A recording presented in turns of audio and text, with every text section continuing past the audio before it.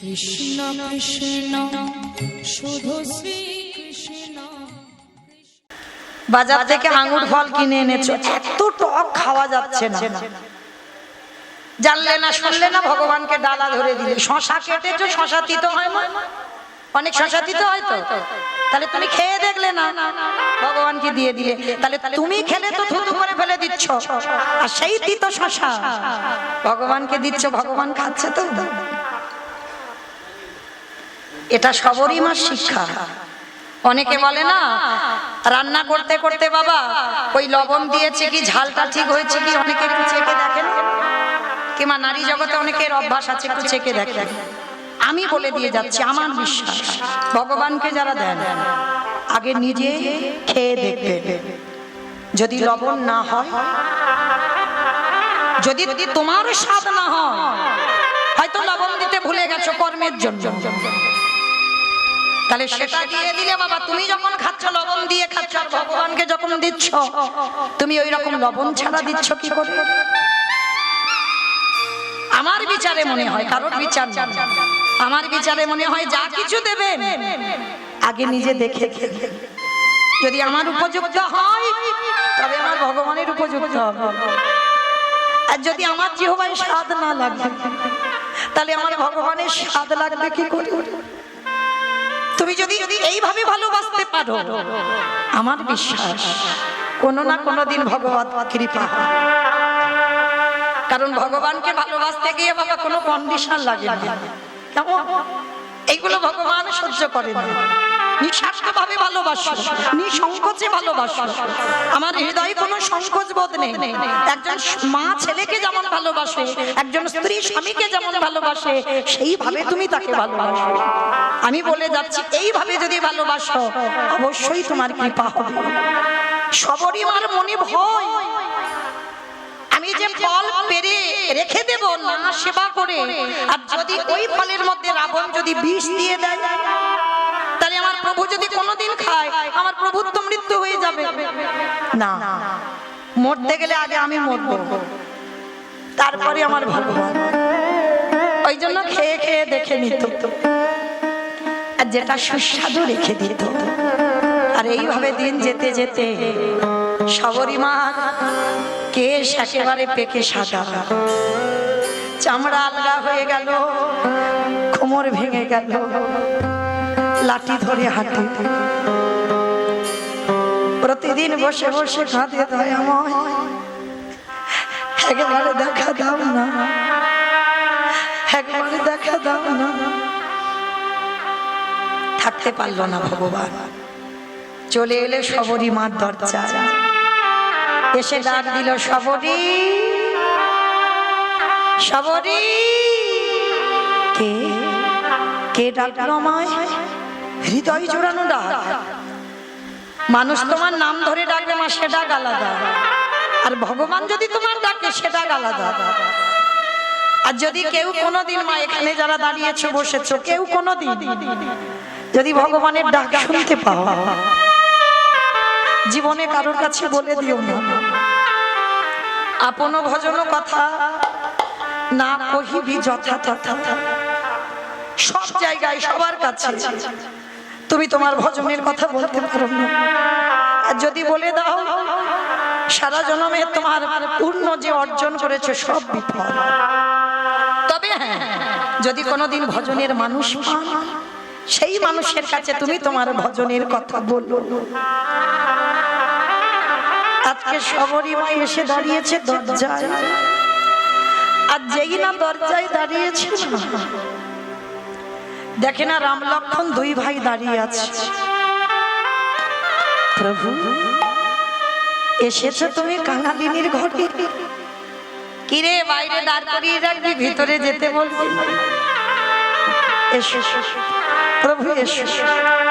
আচ্ছা মা, আপনারা ধরেন ভগবান আপনাদের ঘরে এসেছে, আর ভগবান যদি আসে, আগে চেয়ার দেবেন বা সিংহাসন দেবেন বা আসন দেবেন, ভগবান বসবে। সবরী মা এত কাঙালিনী না, সবরী মার এসব কিছু নেই, তাহলে কি দেবে?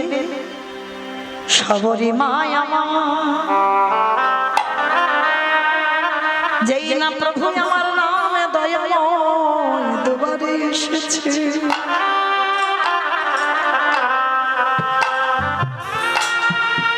ছুটে গেল গাছতলা,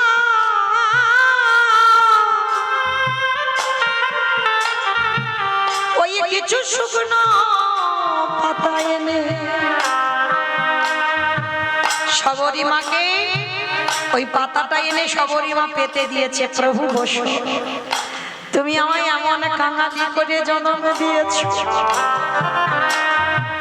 এমন ভিখারি করে জন্ম দিয়েছ, এই জগতে আমার বলতে কিছু না, আমি যে সব কিছু হারাই, আমি তোমার চরণ সার করিয়াছি। ওগো দয়াময়,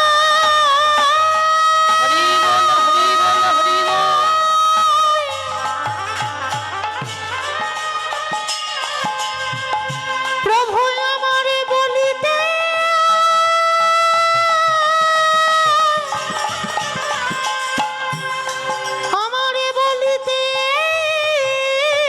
কিছু না,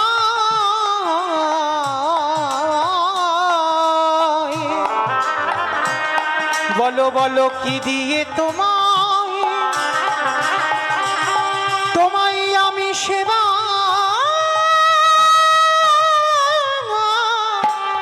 দেব। আমার ভগবান আসবে, আসলে কি করবে? পা ধোয়ার ব্যবস্থা করবে। তো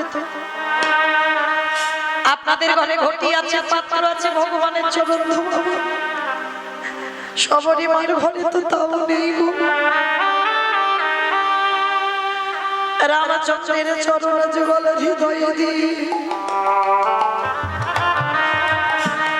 বাহ্যিক জগতের জল যে আনবে পাত্র নেই, কি করেছিল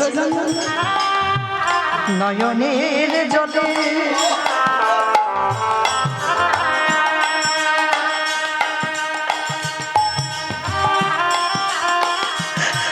আমার প্রভুর চরণ ধোয়াই দয়া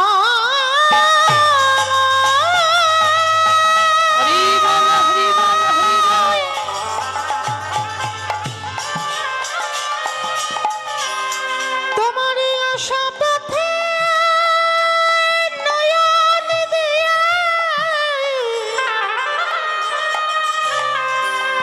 আমি যে কত কাল বসে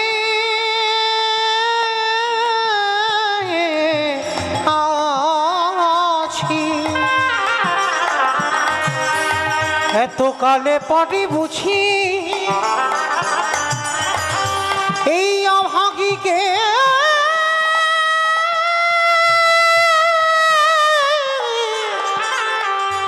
তোমার মনে পড়িল। ভগবানের চরণ রাখতে গেলে মা সোনার পাত্রে রাখতে হয়। সবরই মা যার ঘরে একটা আসন নেই, সে সোনার পাত্র পাবে কোথায়? ভগবানের চরণ দুটো হৃদয়ে পাত্রে রেখে বাহ্যিক জগতের জল নয়, চোখের জলে চরণ ধোয়াই। চরণ মোছাবে বাবা, আঁচল দিয়ে মোছালে যদি দেখা লাগে আমার রামচন্দ্রের চরণ বড় কোমল। সবারই মায়া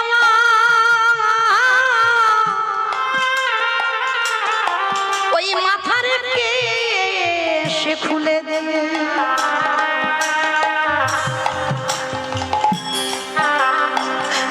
আমার রামচন্দ্রের চরণ মোছাইছি। কেমনে ভক্ত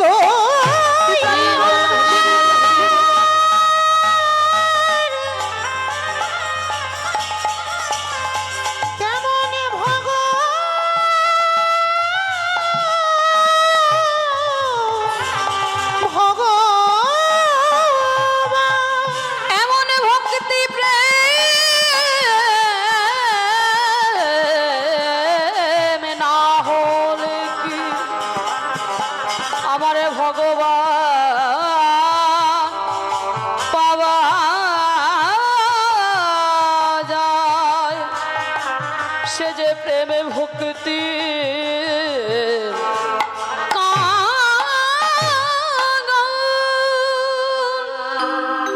ভগবান রামচন্দ্রের চরণ ধৌত করে কেশ দিয়ে মুছিয়ে দিল। দয়াময়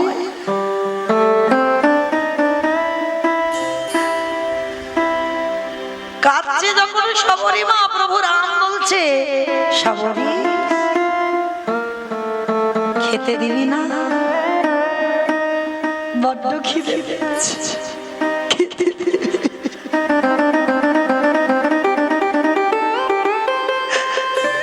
ভগবান ভক্তের দুয়ারে খেতেছে, তুমি খাবে প্রভু? আমি চণ্ডালী, আমি ছোট জাত, আমি নিজ কুলে জন্ম আমার।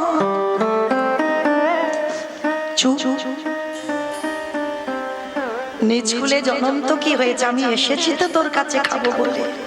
দে, দেবে কি? সে ছুটে গেল গাছের তলায় একটা পাতা গুড়ি আনলো।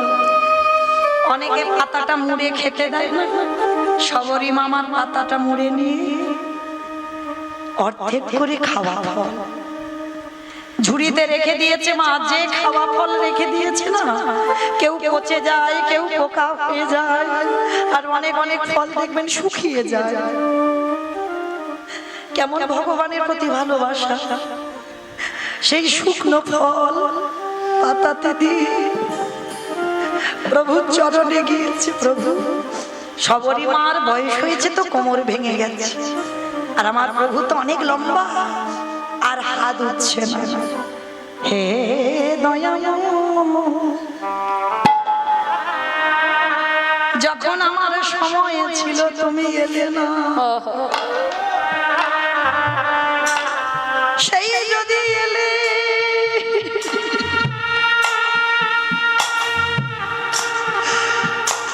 সেই যদি আমার দুয়ারে এলে,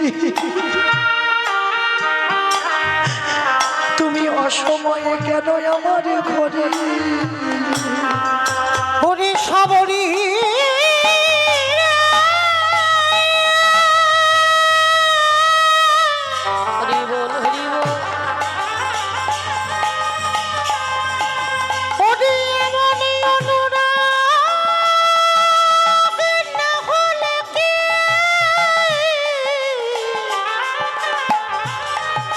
ভগবান পাওয়া যায়। ওরে এমন ভালোবাসা,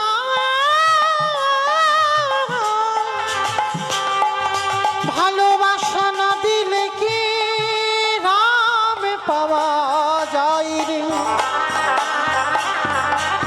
বলি দে দে আমার প্রসাদ,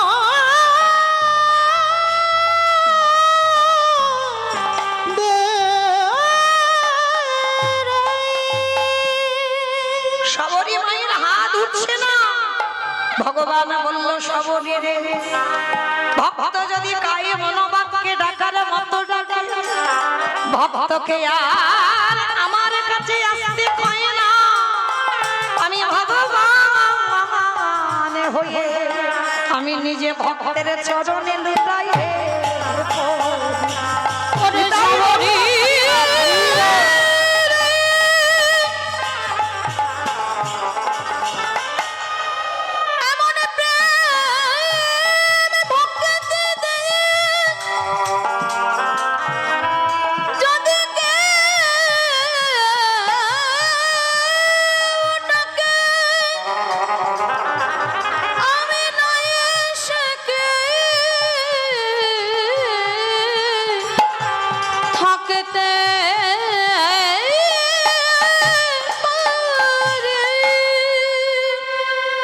দে দে শবরী আমার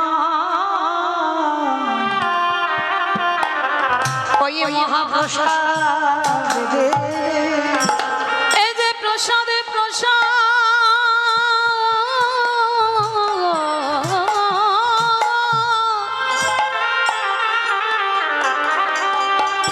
এই যে মহা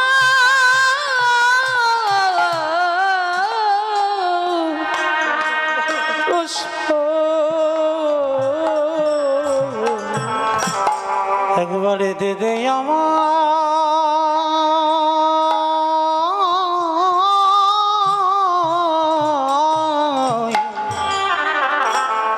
প্রসাদ প্রসাদ রে রামচন্দ্র বললেন সবরী মা, আমি শুধু এ যুগে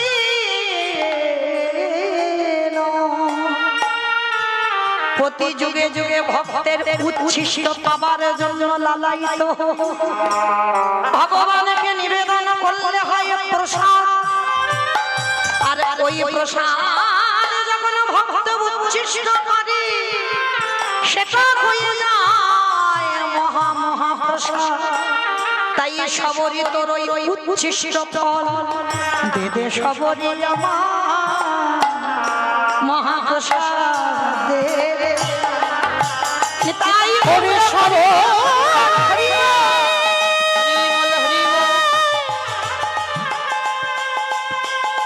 তুই তো জানিস না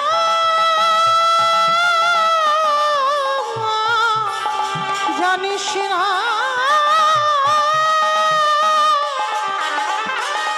ওই প্রসাদ পাওয়ার লাগি যুগে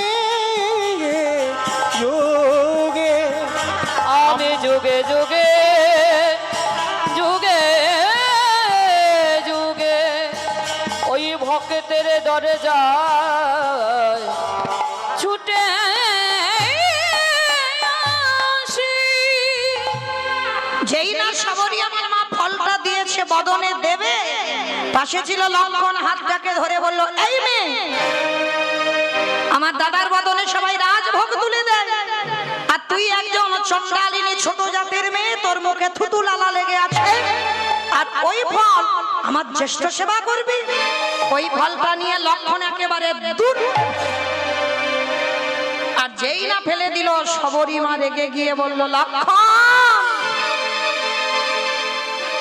ভগবানের ভাই বলে তোরে ছেড়ে দেব না। এই যে আজ আমার ভক্তি প্রেম মাখানো ওই যে ফল তোলা দাদাকে দিতে দিলি না, দূর দূর করে ফেলে দিলি। আমি প্রকৃত যদি রামচন্দ্রের চরণের দাস হই, তোরে আমি অভিশাপ দিয়ে রাখলাম, যেদিন তুই মৃত্যুর সঙ্গে লড়াই করবি, এই ফল যেখানে ফেলে দিলি, এই ফল দিয়ে একটা গাছের জন্ম হবে, ওই গাছের পাতার রস না হলে তুই কোনদিন প্রাণ ফিরে পাবি না রে। ওরে এই অভিশাপ করে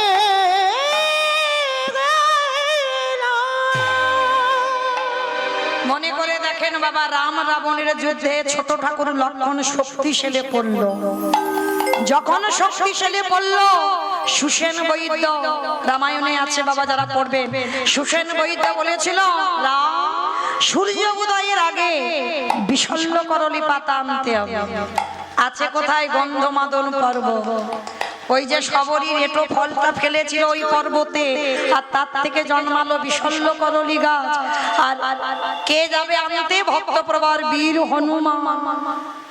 আর হনুমান গিয়ে পাতা চিনতে পারেনি বলে বাবা পর্বত চাগিয়ে আনছে। হ্যাঁ, আর আসবার সময় একটা কাণ্ড হয়ে গেল না, সূর্য উঠলেই লক্ষণ মরে যাবে। হনুমানের কত শক্তি জানো? সূর্যদেব একজন দেবতা, হনুমান একজন ভক্ত, কত বীর। সূর্যদেবের কাছে গিয়ে বলছে এই যে শোনো, তুমি হচ্ছে ভানু, আমি হনু, আর এই যে হনু ভানু দুজনের নামের মেয়ে, এসো আমরা কোলাকুলি করি, আমরা বন্ধু হব। আর যেই বন্ধু হলো, আর অমনি ওই সূর্যদেবকে নিয়ে কক্ষের মধ্যে রেখে দিল, আর দিয়ে বলেছিল শোনো কিছুক্ষণ কষ্ট ভোগ করো, কেন তুমি যদি উদয় হও আমার লক্ষণ আর বাঁচবে না। কষ্ট করেছিল না, এইবার গিয়ে হনুমান গন্ধমাদন পর্বত রাখলো, আর সেখানে সুসেন বৈদ্য উঠে একেবারে বিশল্য করলি পাতা নিয়ে ভালো করে রস নিগড়ে লক্ষণের বদনে দিল। আর লক্ষণ প্রাণ ফিরে পেয়ে বলল জ্যেষ্ঠ, তুমি যদি মনে করতে আমাকে কি বাঁচাতে পারতে না? কি গো মা রামচন্দ্র রামচন্দ্র বিশ্বের শ্রেষ্ঠ মালিক ভগবান যদি মনে করতো তাহলে বাঁচাতে পারতো না? অবশ্যই বাঁচাতে পারতো। লক্ষ্মণ বলছে দাদা না বাঁচিয়ে হনুমানের দ্বারা বিশল্য করলি পাতা আনতে পাঠালে কেন? ও হে লক্ষ্মণ ভাই, আমি পারতাম তোমার প্রাণ ফিরাইয়ে দিতে, কিন্তু দেব না। কেন? আমি ভক্ত বড় ভালোবাসি। তুমি এ যুগে নয় যুগে যুগে ভক্ত বড় ভালোবাসি। ভক্তের মানে বাড়াবার লাগি আমি ভক্ত বড় ভালোবাসি। লক্ষণ, ওই যে যার রস তোমার মুখে গেল ওটা কি পাতার রস জানো? বিশল্য করলি পাতা। আর গাছটার জন্ম হলো কি করে? যার মুখে থুতু লালা লেগেছিল বলে আমাকে খেতে দিলে না, সেই থুতু লালাটা তোমারই মুখে গেল। বলে প্রভু বুঝলাম না। বলে বুঝলে না? সেই সবরীমার ফল তো আমারই খেতে দাও। তুমি থুতু লালা বলে চন্ডালিনী বলে ঘৃণা করেছিলে, সবরী সেদিন অভিশাপ দিয়েছিল ওই ফল থেকে যে গাছের জন্ম হবে তোমাকে ওই রস খেলে তবে বাঁচবে। তাহলে ভক্তের মান বাড়াবার জন্য আজকের আমার এই লীলা। হরি বল। রামচন্দ্র সবরীমাকে বলল, সবরী এ জন্মে তোর হাত থেকে ফল খাওয়া হলো না, তবে আমি খাবো। কবে? আগত দাপরেতে, যেদিন আমি কৃষ্ণ হয়ে ব্রজে যাব, তুই যাবি মথুরায়, তোর নাম হবে মালিনী। সেই জন্মে তুই ফল বিক্রি করবি, আর ফল বিক্রি করতে করতে আমার নন্দালয়ে আসবি। আমি তখন ছোট্ট গোপাল হামাগুড়ি দেব, হামাগুড়ি দিয়ে তোর কাছে যাব, তোর কাছে ফল চেয়ে খাবো। আর ওই মালিনী বলেছিল গোপাল ফল দেব, তুই কিছু দিবি নে।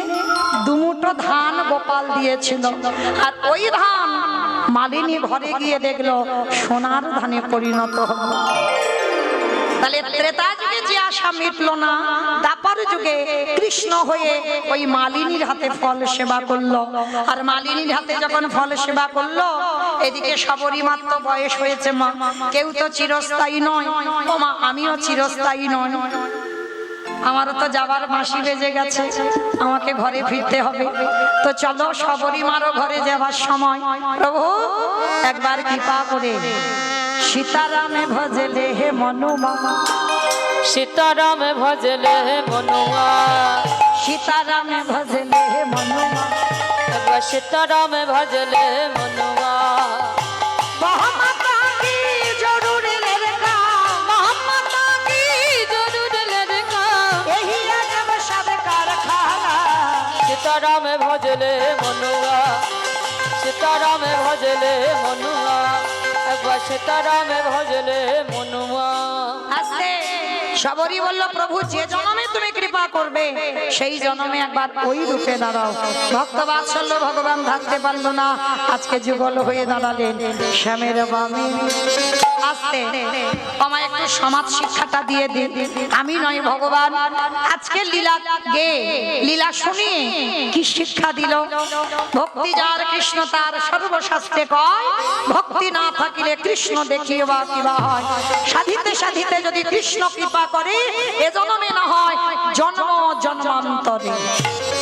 তাহলে ভগবানকে ভালোবাসলে মনে রাখবে মা, হৃদয়ে কোনো সংকোচ রাখবে না, নিঃসংকোচে যে এটা করলে পাপ হবে ওটা করলে পুণ্য হবে না, নিঃসংকোচে যদি ভালোবাসো তাহলেই ভগবত কৃপা হবে হবে হবে।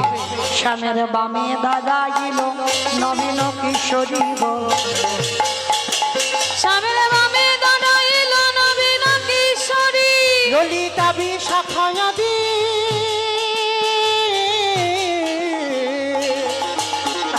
যত সহচরী গো যত সহচরী, পদ্মের পাতা হে পাতায় দিচ্ছে করতালি, পদ্মের পাতায় পাতায় দিচ্ছে করতালি। আরে জ্ঞান রসে মাগিরা